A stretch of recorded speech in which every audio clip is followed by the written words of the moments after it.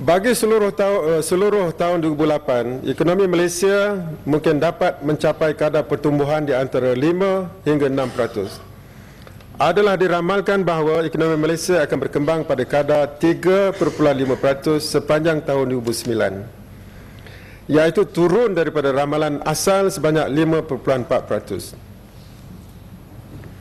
Selain daripada tindakan untuk memperkokohkan pertumbuhan ekonomi Malaysia dalam jangka masa pendek 1 hingga 3 tahun, kerajaan Malaysia juga telah menyusun beberapa strategi jangka panjang, di antaranya menarik lebih banyak pelaburan dari negara-negara seperti Timur Tengah, China, India dan Russia, meningkatkan pelaburan dalam sektor perkhidmatan termasuk pelaburan daripada luar negara. Sektor-sektor yang diutamakan termasuklah pelancongan, kesihatan, perkhidmatan dan logistik, dan meningkatkan pelaburan dalam sektor pertanian termasuk meningkatkan produktiviti sektor pengeluaran dan pemprosesan bahan makanan. Strategi tersebut sememangnya ada implikasi secara langsung ke atas pembangunan negeri Johor. Negeri Johor juga dijangka akan turut mengalami kemerosotan dalam pertumbuhan ekonominya. Kejatuhan harga komoditi terutamanya kelapa sawit akan membawa kesan negatif kepada ramai rakyat di negeri Johor, terutamanya penduduk luar bandar. Kejatuhan pendapatan dan perbelanjaan golongan ini akan membawa kesan ke atas perbelanjaan dan penggunaan dan pendapatan di seluruh negeri Johor. Ekspor barangan buatan dari negeri Johor seperti perabot, tekstil, pakaian dan elektronik serta minyak kelapa sawit dijangka akan terjejas akibat kemerosotan permintaan Amerika dan Eropah dan lain-lain negara di Asia. Kelemahan ekonomi Singapura yang dijangka akan menjadi lebih buruk pada tahun 2009 juga akan membawa kesan negatif kepada ekonomi negeri Johor, kerana Singapura adalah pasaran penting untuk barang-barang elektronik, plastik, kayu, makanan, pelancongan dan lain-lain.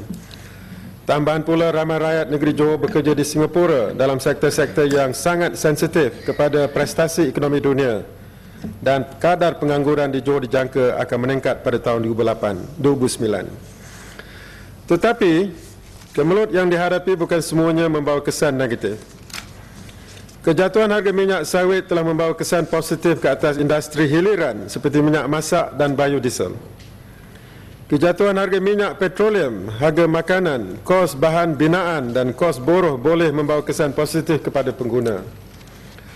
Dan strategi kerajaan persekutuan untuk menarik lebih banyak pelabur daripada negara-negara seperti China, India dan Timur Tengah dapat mengukuhkan lagi sektor perkhidmatan dan perkelangannya. Ini akan meningkatkan pasaran ekspor di negara tersebut dan adalah sangat penting bagi negeri Johor untuk turut sama melaksanakan strategi ini. Pembangunan Iskandar Malaysia yang telah dirancang untuk mengukuhkan industri perkhidmatan di negeri Johor perlu diperhebatkan lagi, dan pelaksanaan projek-projek yang telah diluluskan di Iskandar Malaysia dalam tahun 2009 akan menjadi pemangkin yang amat penting bagi ekonomi negeri Johor bahkan Malaysia. Memandangkan kepada usaha yang sedang dan akan diambil untuk merangsangkan kadar pertumbuhan ekonomi negara seperti China, Taiwan, Jepun dan juga negara-negara Eropah dan Amerika, serta usaha Malaysia sendiri, adalah dijangka bahawa ekonomi negeri Johor akan dapat terus mencapai kadar pertumbuhan yang positif dalam keseluruhan tahun 2009, insya-Allah. Walau bagaimanapun, adalah nyata bahawa kadar pertumbuhan ekonomi akan merosot jika dibandingkan dengan tahun 2008. Kadar pertumbuhan dalam semua sektor dalam setengah tahun pertama telah melebihi 6%, sungguh pun kadar inflasi meningkat dengan ketara akibat peningkatan harga minyak dan harga makanan. Kejatuhan harga minyak dan lain-lain komoditi termasuk harga bijiran dan juga bahan-bahan binaan ini akan dapat menurunkan kadar inflasi dalam setengah tahun kedua tahun hadapan. Kita juga perlu beringat bahawa sungguh pun harga minyak petroleum dan harga makanan di pasaran dunia telah jatuh akibat kelemahan-kelemahan ekonomi dunia dan juga akibat peningkatan penawaran bagi bijiran seperti beras dan gandum. Kejatuhan ini adalah fenomena sementara dan bertentangan dengan trend global jangka masa panjang. Maknanya, Datuk Speaker, harga minyak jangka masa panjang akan meningkat dan juga harga komoditi. Faktor-faktor asas yang mempengaruhi kenaikan harga minyak dan harga makanan masih wujud dan akan berterusan. Trend peningkatan permintaan daripada negara-negara besar sedang membangun, terutamanya China dan India.